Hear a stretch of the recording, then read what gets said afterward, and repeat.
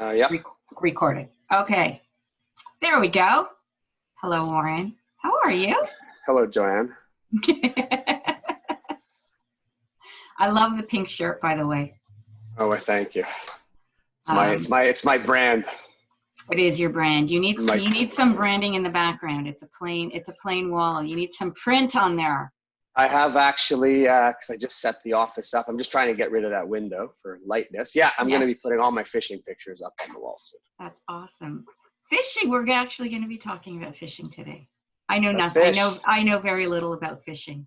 Why fishing? What do you love about fishing? What do I love about fishing? Yeah. Nothing better than being outside on the water. If you catch a fish, it's a bonus. But the outside, the air, the freshness, just nature. How long have you been fishing? Oh my God. Hang on, I gotta go backwards. I need a calculator. Probably, let's go 53, 43, 33, 23, probably 25 years, 35 years. I can't even count. I'm a printer. Crap. I can't count. How did you get, what got you into fishing? I don't know. I just went out a couple times with some friends and really just hanging out, having a little bit of a party on the water and just what guys do when you're 18. And then started liking it. And then one thing led to another. And then I started doing a little bit of travel for fishing, and fishing's taken me all over the world, which is incredible. And wow, it's fun. You once told me a story about taking somebody out with their kids and teaching them how to fish or something, and how you usually go out with a guide, and I don't know, you were the guide or you were helping them with the guide, and you were spending the day. It was just such a cool story. Yeah, so when I travel, I always fish with a guide. Why? Because you go into new water, you're not going to spend the whole day, casting and trying for nothing. And then what I really like to, I'll take anybody out who wants to fish, even if I don't get to fish. And what I like to do is I take friends out with their kids, or I just take anybody. If kids want to go out, I'm happy to take them, and just to watch them do something new and show them and catch a fish and get the picture. And there's really nothing better than watching kids have a great time.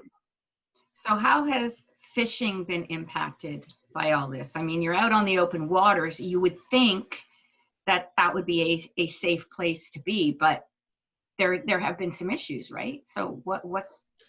Well, I don't think there's any issues with fishing.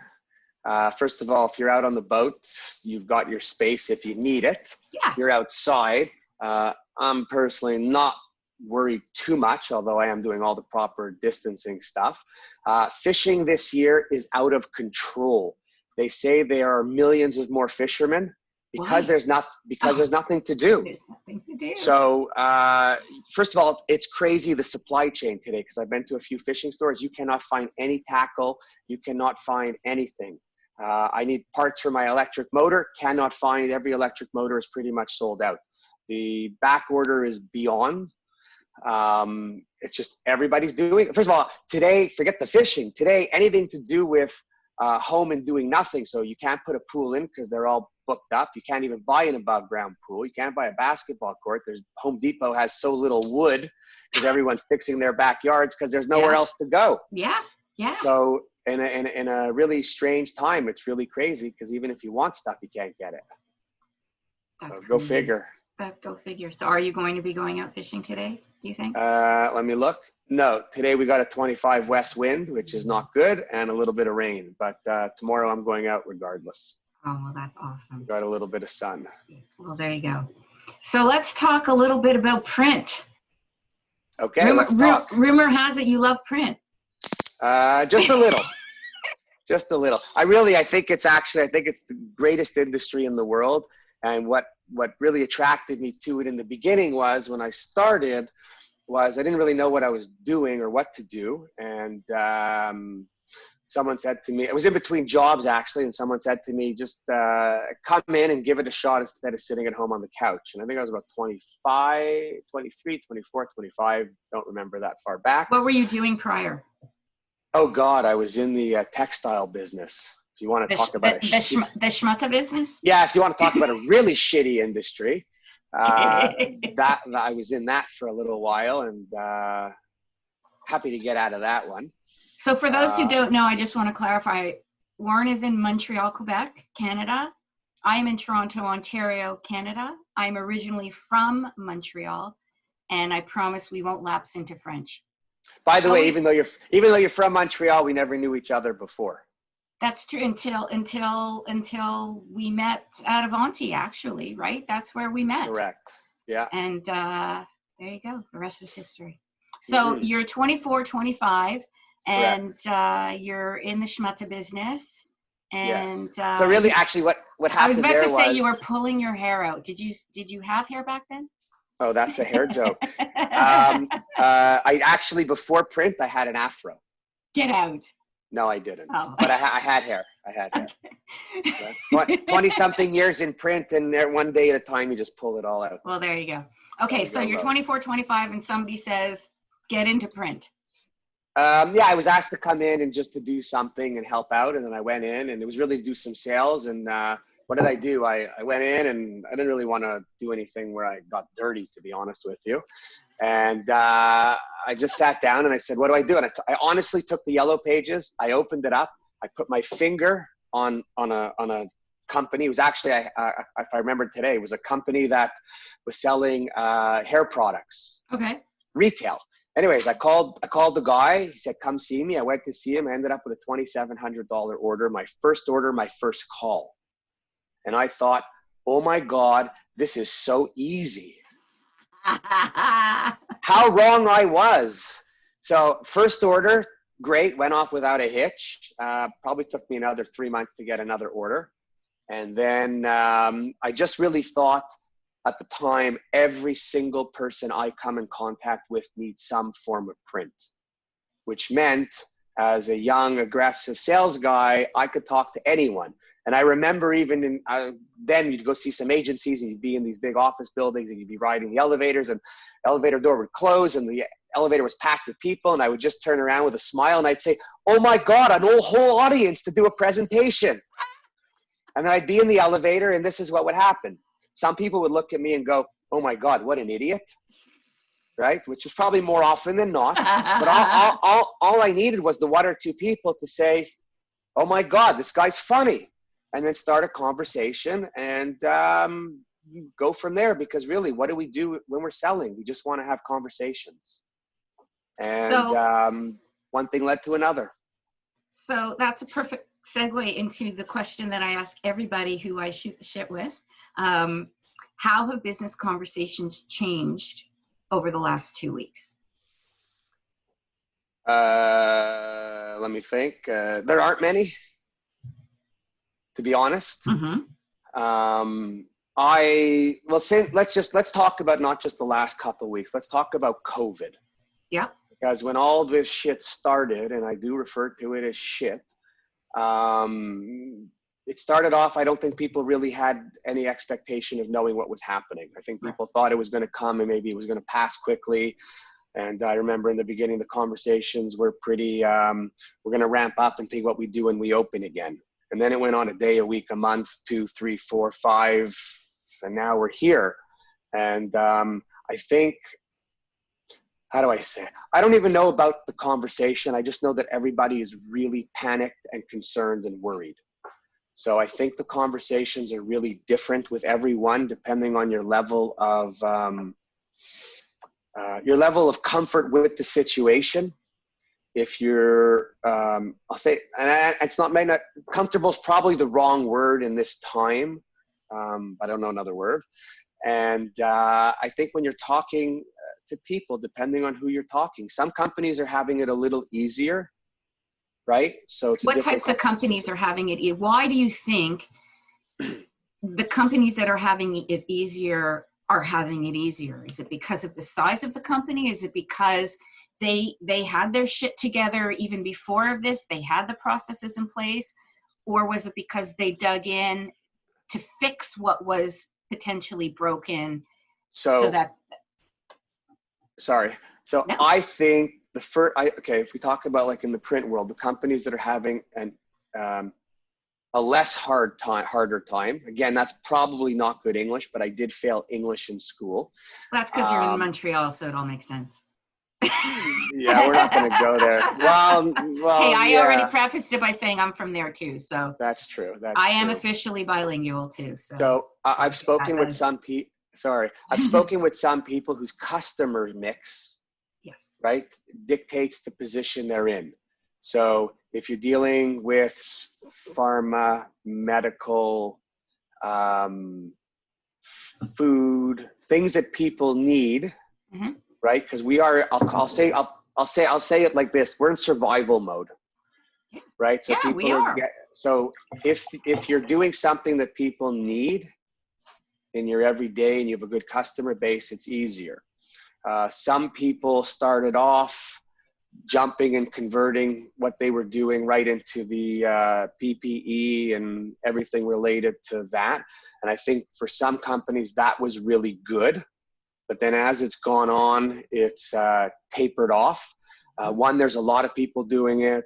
There's a lot of goods coming on the market that are less expensive now. In the beginning, everyone was in a panic and wanted it and would pay pretty much any price just to get it in, right? Now, things are opening up and it's still scary. If we look at the retail market, the retailers are slowly opening up the stores, but they're not doing the same signage today. They don't know what season they're in. No, right? It's crazy, right? It's nuts. They don't. It's Nobody knows. In some places they're opening, then they close. It's moving really slow. If you're, the retail, not only do they not know what they're doing, there's people who are reeling because we've had all these companies file for protection in North America.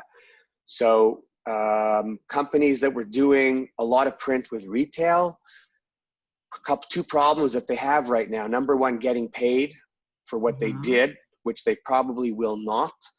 And then what are they going to do going forward if those customers are not there or they're in a different way, needing less print, less signage, etc.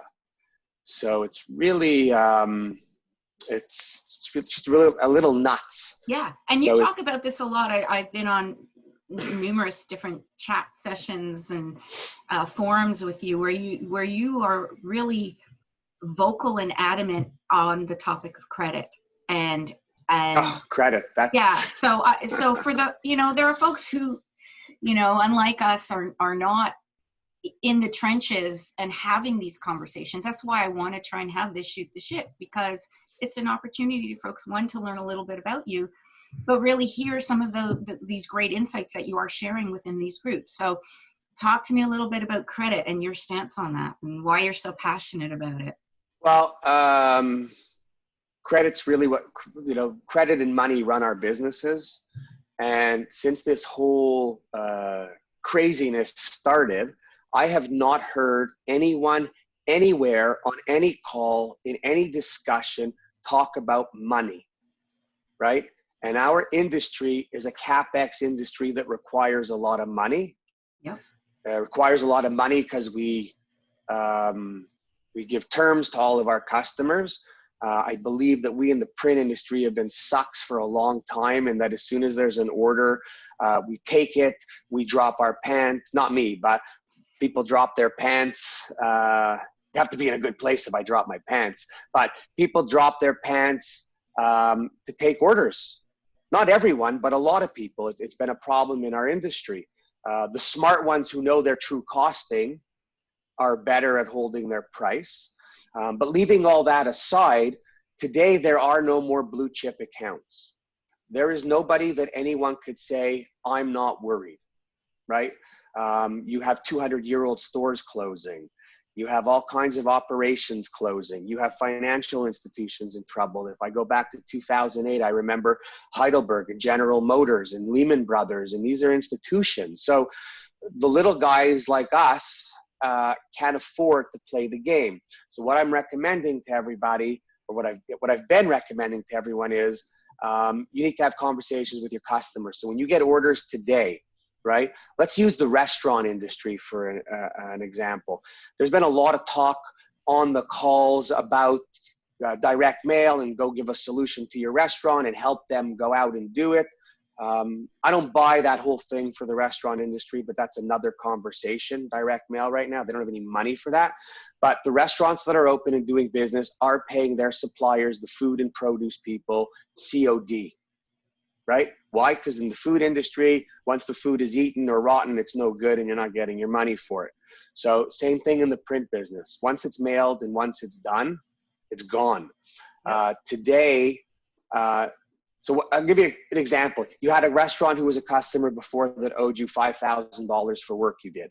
You know now that he can't pay it because he just can't.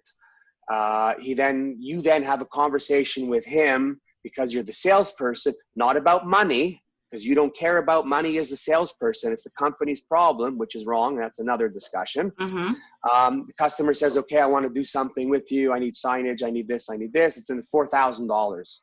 So sales guy says, great, no problem. He's all excited. He writes the order. He goes back to the office. Someone at the office should be saying to the salesperson, we need to have a conversation with the customer. They owe us $5,000. So why doesn't that conversation happen? Well, I'm going to say it's happening, but it hasn't happened because the salespeople never, ever want to talk money, right? The belief has always been the salesperson can't ask the customer for money because then it's going to interfere with the sale. But the truth is, if you don't get your money, you don't want another sale. That's right. Right? So what I've been suggesting to some people is you want to do business, you want to support your customers, but they need to support you too. So when you go in and the person wants to do a job, my suggestion is a conversation like, listen, woman or man, because it could be either or whatever else. Yes. And then it's like, listen, you owe me $5,000. I understand it's tight. Can we work out a plan where you give me $250, $500 a month off the old bill and I'll support you while you're coming back? And the new job that you want to do right now, I understand because of the $5,000 you owe me that it's a little tight. Is there a way that we could work this that I can get $1,700 up front to cover the cost of my materials? Because there's nothing worse than not getting paid when you've put out a lot of money for materials. I have to pause for 1 second because my dog is going to bark. So just give me a moment. This is what happens, right? 1 second. Roof.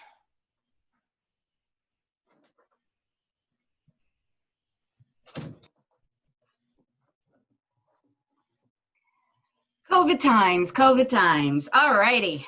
He's gone. So do you think that is where, we were talking about some of the companies that are actually doing well versus not. Is it because they are having these types of conversations, do you think? I think the companies that are doing well are just having conversations in general. I think they're looking at what they're doing. I think they're looking at the people that they have in the plant at the time. And although nobody ever wants to let somebody go, you have to make some tough decisions. You're watching what you're doing. I don't know anyone who's selling anything super new and big today, just because nobody knows what's going on. Companies that are doing well, I don't want anyone to think when we say well that they're hitting ballpark, they're hitting grand slams and they're making tons of money. Today doing well means sustaining your place, that you're okay, you're paying your bills. I don't know too many people that would say they're actually making a profit today, right? I have heard of a couple, but it's not really real because they've downsized a little. They're receiving government subsidies, right? They're taking advantage of everything out there, so it's making it a little easier. I'm really worried over the next month or two in our industry to see what's going to happen when all of those subsidies disappear. Yeah. And people are then left having to scramble and pay. I'm worried about the companies that went into this situation heavily indebted or with their payments and or if they were heavily into their line of credit.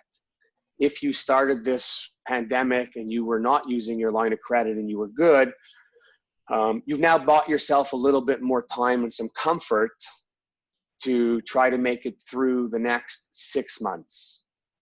I think until we get a handle on this COVID thing and a vaccine and people are more comfortable to move about and do, it's going to be a little tough. It's going to be a little tough. I'm a guy who likes to buy things, and I buy a lot of fishing shit and When you all can. of that. Well, yeah, but there's always something you could buy. If I can't get like motor parts, I could buy lures and fishing rods. Oh, there you go. And if you can't find it at the store, there's always eBay and Facebook Marketplace. So there's no shortage of where to buy things. But you know what? I haven't bought a piece of clothing in 6 months because I haven't needed a thing. And it's scary because I'm thinking I don't need anything for the next 6 months. Right? Because I got enough shirts and enough sweatshirts and so what are those people going to do? Right? Well, yeah, I think we talked about this the other day. I was looking in my closet and I'm thinking, when am I going to wear these clothes again? I mean, I'm wearing some of them, and even when I do have the occasion to wear them, when are they still going to fit? And are they going to be in style? And what does that really matter anymore? Like, well, everything, so much has changed. I don't even know if style and fashion matter at this moment, because everybody that I see generally is wearing Lululemon sweatpants. Yes. Or leggings. Exactly. Listen, I mean, I'm sitting here in a shirt. I mean, I don't think I have to tell everyone. Just tell me you have pants on under there, right? What? No pants. Nothing. No, I'm kidding. I'm wearing jeans. Okay. But you don't need them. Like, it's really, you can go to work in sweatpants and a beautiful shirt and maybe throw a blazer on if it's an important call, right? You know, there's a name for it, right? They're calling it the COVID mullet. Business on the top, party on the bottom, or casual on the bottom. It's party on the bottom. Yeah, you got to be careful with the party on the bottom. It's the COVID mullet. That's what they're calling it. Yeah, so it's going to be interesting to see. It's just going to be interesting. Yeah. And I talk to friends and people in all business, and some of the tech is really busy. Some of the law firms are busy, but a lot of the law firms have laid off a lot of people, right? There isn't anybody who has not been affected by this. It's just, whoa, right? Yeah. So I'm going to ask you a question that is a little bit more sensitive, perhaps. But just prior to COVID, I know that you were the CEO of Pizzazz for however long, how many years? And then something happened? 27 years. So going into COVID, you were no longer in that role. No, I wasn't. How do you think your mindset would be today if you were?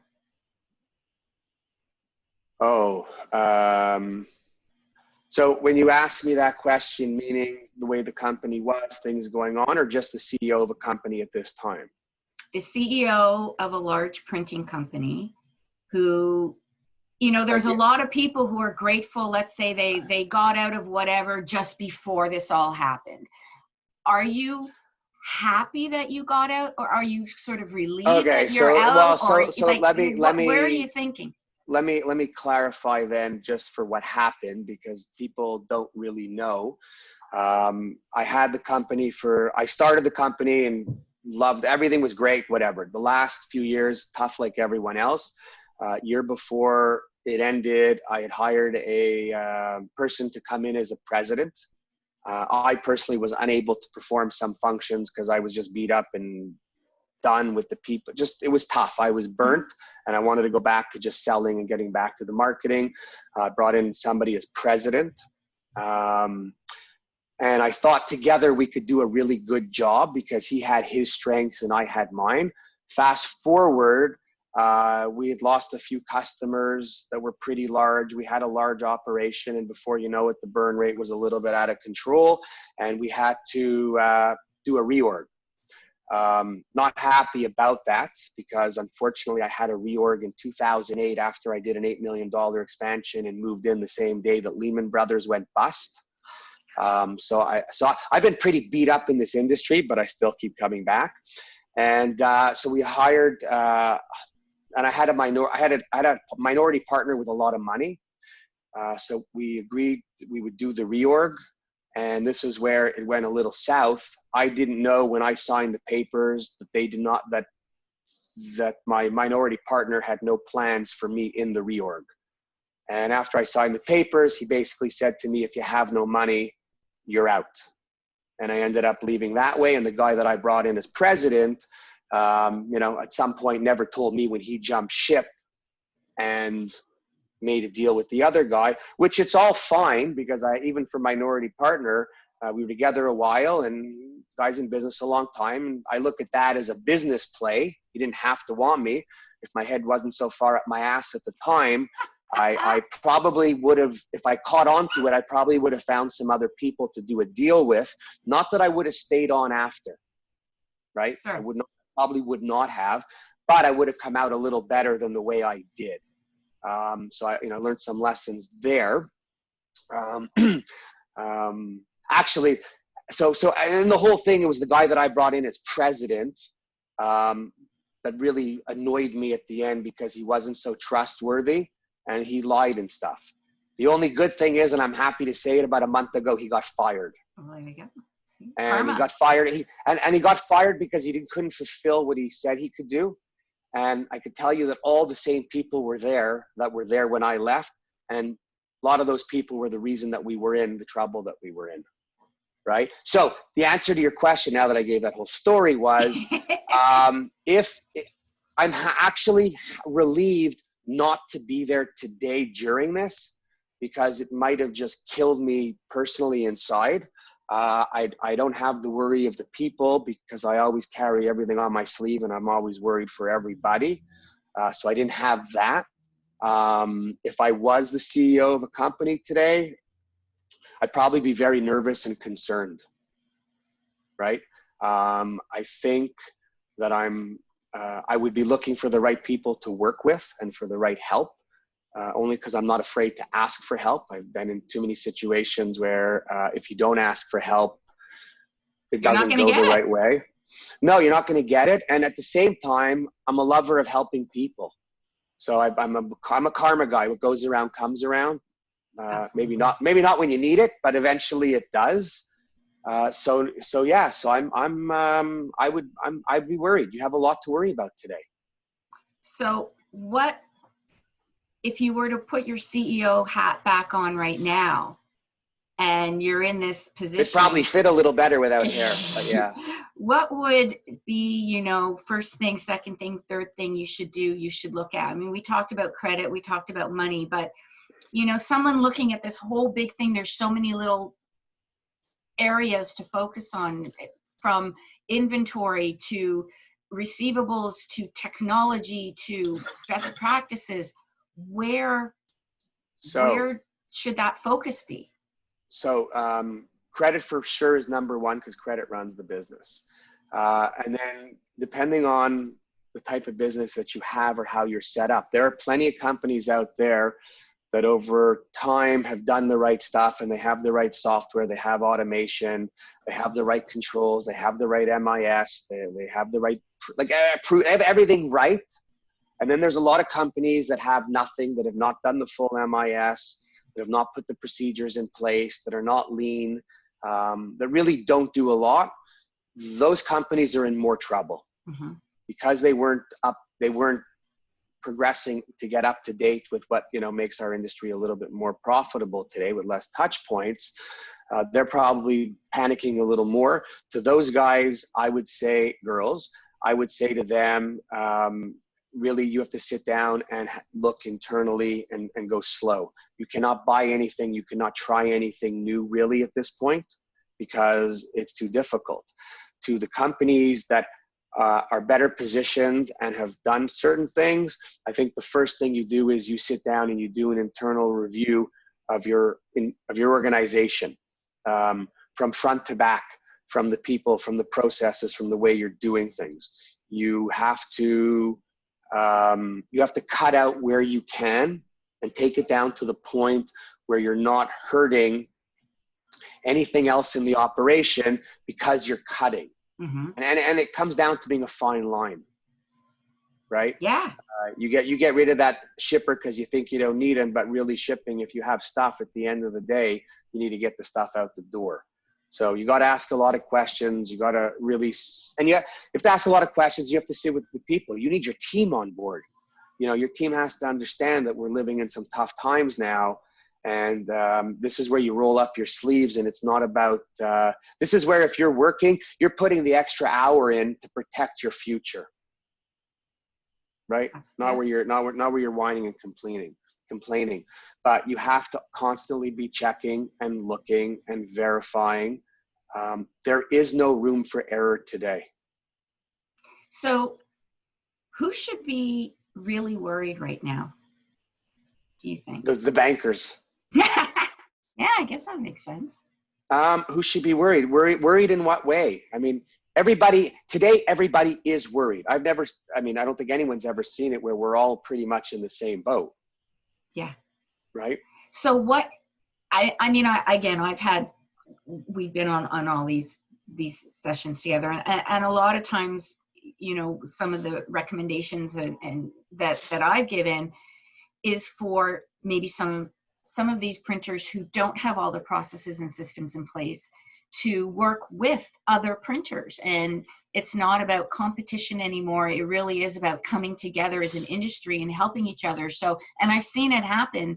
I mean, we're both on the COVID-19 print group. I've seen what happens when somebody needs a job done and they can't get it done, and then they find a printer who can help them, and then vice versa. When all the hurricanes were going on a couple weeks ago, there were competitors jumping in and helping their competition get jobs out the door. And I was just sitting back and saying, what an amazing industry that we would do that for each other. My question is everybody doing that for each other, or what's really going on? And I know if anyone's going to speak the truth, it's going to be you. Yeah. So I've always, first of all, if you have the money and you could bring all your services in-house, then it's great for you as a company if you have the work, because you will keep more money in-house. Sure.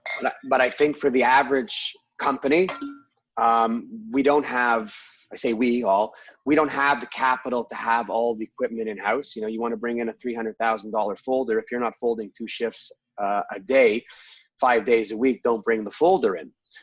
We've always used in where we are, there's always been tremendous trade people. So we've had a couple die cut suppliers and folder guys, even mailing guys. And the truth is, if I had the equipment, I probably couldn't do it as good as they could, right? Because that's what they do.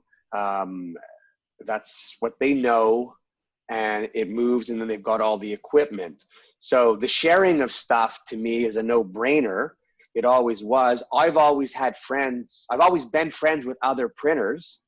First of all, we had 40-inch presses, 56-inch presses. If you're jammed up, you need to have a friend. Mm-hmm. And it doesn't matter if you're in printing. We all need friends, right? So the sharing, absolutely, and helping out is good. All the people helping the other people, some of them help because they're nice, but most of them help because they were getting paid and they had no other work. Sure. Which is fine, but I say build better relationships with other printers, printer to printer, and get it together. I think it's a good time going forward. There might be some printers that want to talk to each other about merging, right? Coming together. Maybe there's an elder person who doesn't have the stomach anymore and would like to get out of business debt-free. What a great way, but to merge your company, make a deal, pay out, burn out, whatever you want. Mm-hmm. So I think there's a lot of different options out there. And I think that, people can help people, and it's a good thing.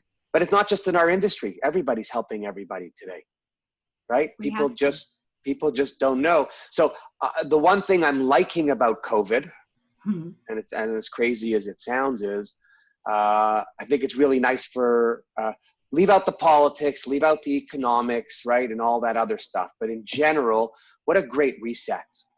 Mm-hmm. Right? Different places around the world. From in Delhi, you could see the Himalayas, and in Venice, you see the water clean. There's a lot of stuff that's happening that'll be beneficial to us as people going down the road. I think if I reflect on myself only, because I could only speak about myself, wow, great reset. I'm going through change in my own life.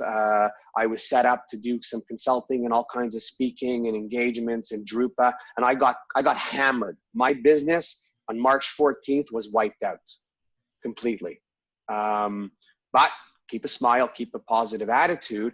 And what's helping me as I rebuild and I get back into things is the race isn't there right now, right? The rush is not there.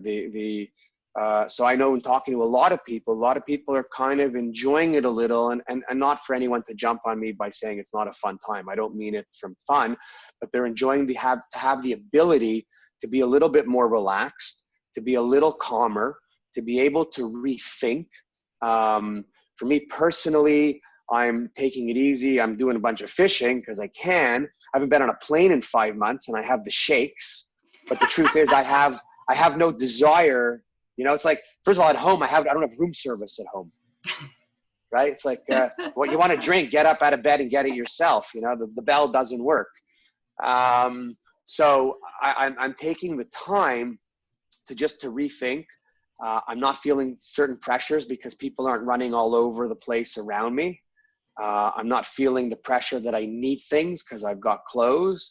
I've been eating a little better because I haven't gone to restaurants, and I'm sorry to the restaurant people because I like the restaurants. And actually, when I start going back, I will enjoy my restaurant meal more. I'm just not so interested in going right now to sit the way it is because the restaurant experience is not the same, and to spend $100 or whatever it is on a meal. You know, rather sit around with friends right now, make a barbecue and buy more alcohol for the same money. There you go. Right. So, but I'm taking it as a time to just do a lot of reflection, a lot of thinking, and a lot of talking. And it's been, I think it's been beneficial to me and even to some of the people that I'm talking to. That's awesome. So you have a bit of a reputation for being somewhat controversial at times. Do I? Yeah, just a little bit. What are some topics that you are particularly passionate about these days besides fishing, print? What are some of the other areas that you are really looking at? I mean, you're talking about self-improvement and change and mindset, and so what are some other areas that you are really thinking about and talking about and creating some controversy? So, I don't know if I'm, okay, well, you can call me a disturber or whatever. Disruptor. You're a disruptor. What, troublemaker, whatever. I don't know. I just, well, first, when people are talking, it's not, I don't set out to be a disruptor, right? I just really have so little patience for bullshit and run-on stories and stuff like that. So today, I've gone a shorter distance, like to talk, and let's just be straight, because there's selling and then there's selling. There's talking and then there's like, I'm talking, right? So I just want everything to be straight and everyone to be direct today. You know, when people are talking about selling that never really sold, I have a little bit of a hard time listening to them because they haven't been in the trenches. Right. Right. I like to listen to people who actually know what they're talking about, or referencing people who know what they're talking about. I don't want to disturb. I just want real facts and real experiences. Right. And then the disruptor part is just, I think it's not that I'm so much a disruptor, but I'm a little black and white. And well, I could tell you this. Today, I wear smaller shoes because they're easier to get out of my mouth when they get stuck, right? So my intention is never to insult or disrespect anybody, right? But it is what it is. I just like to call it as I see it. You know, and sometimes it gets you in trouble and sometimes it doesn't. Yeah, so as I've matured, the trouble has been less and less. But I think over time I've become more real. That's awesome. And people don't have the room to, you know, people like to come after people. I always think it this way: if you always speak the truth, if you always speak what you believe, you never have to remember what you said anywhere because it's always coming out the same. And you know, and as we get older, remembering what you said is harder and harder. Older, I don't even remember when I could remember when I go see a movie and I leave the movie and you ask me the name of the movie. I don't even remember the name of the movie. Have you ever gone to a movie and you're near the end and you're like, I think I've actually seen this before? Oh, like all the time. That used to be like at the video store way back when I would take out the same movie and rent it for $3 and get home and go like, fudge, what an idiot. You can swear. No, I know. That's part of my maturing, you know. I'm trying to like limit a little maybe.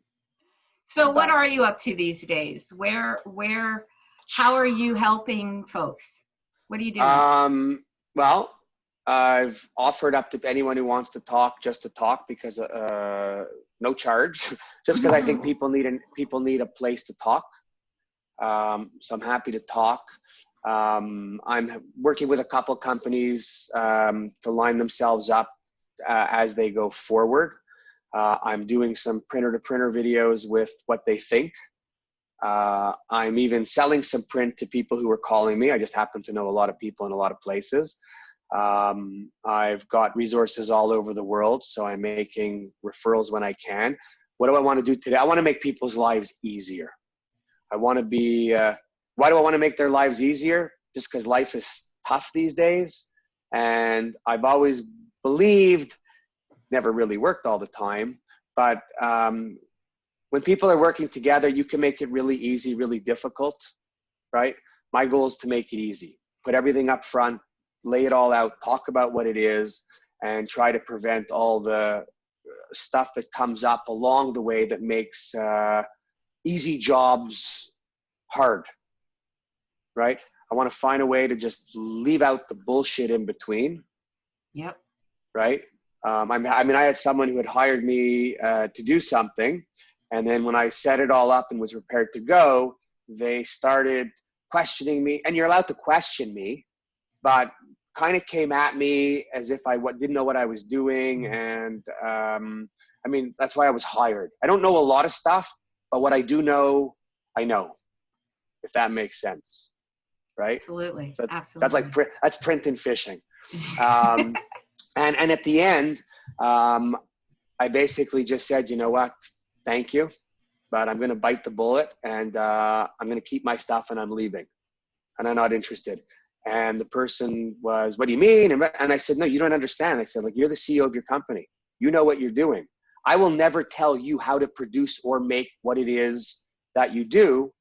And you should not be telling me what I should do, or you don't need me. And so you don't need me. Right? And in the end, we sat down and we kind of worked it out. Again, I don't know it all, but I'm not there to fight with people. Right? Some people, well, you know, people hire you. The ones that hire you that really want to embrace what you're doing, listen. Yep. You know, I'll give you a perfect example. It might not be the best example, but I think it is. So I work with a life coach, right? Mm-hmm. I've just been through a whole bunch of shit, and I thought I would just sit back and peel back the layers of my life. And, you know, I'm learning new words, wellness and mindfulness and wisdom. And it's all good. It's really all good. And it's a process, and it's not easy. But when I made the commitment to this life coach, the commitment I made was to participate and to listen and to follow whatever's being put out. I'll call it the guidelines. Why? Because I went to this person who has the experience, that knows if I'm going to battle them or disrupt them along the way, I'm going to suffer in the end. And I'm not interested in doing that. So I think when people hire people to come in to work with and help, they need to vet who they're hiring right away. And if they have that level of comfort, then they have to ease up a little and give that person the ability to do what they do. Oh, right? Amen. I mean, listen, listen, we're talking, remember we were once talking and you called me up and you said that you had a client who wanted to do sales training. Yes. And if I would participate, and I said, absolutely. And I gave a price for the day. And then what happened? The client came back and said, what do you charge for follow-up and to work with the salespeople over the course of the year? The answer I gave you, and I'll tell you it again, was the answer that I would have liked when I was an owner, had a sales team, because I've hired consultants and sales trainers over the years from NAPL and all these places, and I know how people perceive things, right? And what did I do? I said to the youth, I asked you to let the owner know. I give him a price after we do the sales training, because I don't even know if his people are worth training. Right? That's right. And I don't want to take people's money. And what did that fellow do? He went and hired someone else who gave him a price, right? Because I'm sure he had one or two fellas, women, people that were good, but we all have some that are not. And I thought, as a former owner and who had a sales team, what a great way to talk to another owner. Mm-hmm. And I was shocked to be that he didn't even want a conversation. No. Right? Yeah. And I run into that too when we're talking about marketing. I mean, I decided that I don't want to spend my time trying to convince somebody why they need marketing. If you recognize the value that it brings to the overall sales process, especially now, when sales and marketing need to be just so tightly aligned, and social selling, there's so much going on. I don't want to be spending my time explaining why you need this. I want to spend my time making it. It's called babysitting. Drive business. Yeah. They're not paying you the bucks. They're paying you, or the few bucks, to have you sit and teach them every little thing. Right? Some do. Well, no, listen, if that's their goal when they hire you, and you know it, that's great, because you'll teach everybody whatever they want to know. But most companies don't want to spend 3 months teaching. No. They want to come in, and then you come in and then they want to tell you what to do. That's exactly right. It's just, I've actually had conversations with clients who, have reviewed content that I've submitted and was trying to argue over the words like and versus which or something like that. And I've had to say to them, you're paying me a lot of money to do this for you. Why are you arguing with me over a comma or a word? So what I would say back to them is, you know what? You think you need a comma? We're going to put the comma in. I just need to make sure that when people ask you who you used, you don't say Joanne Gore. Because you don't want your name. Yeah. They're the customer. You'll do whatever they want. Absolutely. But if it's not what you're suggesting, you don't want anyone to know that you're there. There you go.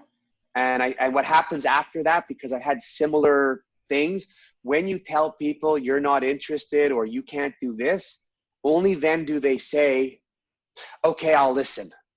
Because now they're being challenged and they don't want to take responsibility. Exactly. Right? Yeah. As soon as you say to them, that's fine, I can do it this way, but this is what the results are going to be, and this is how it's going to impact your goals and your objectives. Because everything goes back to, what are you trying to achieve? If this is what you're trying to achieve, and you can, throw money, you can throw time, but if you take away one or the other, something suffers. Well, all tasks come with a responsibility by a person, right? Yeah. So when you make your task list and you put under the R for responsibility, usually you have a person's name. So if the person that you're working for wants to do it on the task list, you put his name in the meeting. And then watch what he says. Yes. Well, that's why you're here. Okay, so why are you telling me? There you go. It's beautiful. I personally just learned a long time ago, and I butt my head in all the time, but I let people do what they need to do. And I'll say, okay, we're going to have a 5-minute question period here where just let me talk and I'll go away after. Because some people have the need to talk, right? Me sometimes. And after it's, listen, I remembered in my own business, if people were paid to do something and you go in and you tell them what to do, they say to you, okay, but remember, if there's a problem, not my fault. And then I'm like, why'd I do that? Exactly. Because you set a bad example on top of it. Never mind if there's a mistake, you got to eat it yourself. Yeah. So who needs that? Final words from Warren. Final words from Warren. There's never a final word from Warren. Listen, I just think that everybody should go out there, roll up their sleeves, do what they can, look out for your fellow human who's beside you. I think we need to be aware of everybody. I know today what I'm saying to people is because we're living in a weird time, because people are reacting and taking it a different way, Do not pass judgment on anyone today. Anybody who you think might be a little off or isn't doing something the way you want, just remember that in their own head, they're dealing with things in their own way. Some wear a mask, some don't wear a mask. If I go out in places where people are wearing masks, I put it on out of respect for the people. It's not for me to say, if I'm not going to wear it, I don't go. Mm-hmm. So just have a little bit more compassion for everyone. Help someone if you can in any way, even with a suggestion, even with a hello. And if we as humans could learn to work together and realign ourselves, I think just the world will be a better place and everything will slowly fall into place. I don't have anything huge, and there is nothing huge out there yet, even in all the conversations. Everyone has to remember that day by day right now until we get a little more movement. And that's in general. There are things that are moving differently, but for most of us, just have a little compassion for your fellow human. I love it. And where can people get in touch with you, Warren? Oh, they can touch me all over. Get in touch with you. Oh, in touch. Okay, touch. I know, it was a little plug. You could reach me at basically Instagram is Warren Werbitt, YouTube channel is Warren Werbitt, website is Warren Werbitt, email is warren.werbitt@gmail.com. It's WARREN, WERBITT. Anywhere you want, reach out to me just for a chat for anything. If I could help, I'd be happy to help. Awesome. Thank you, Warren. Thank Have you. an awesome day. Bye. Ciao. Thank See you. you soon. Bye. Okay, bye.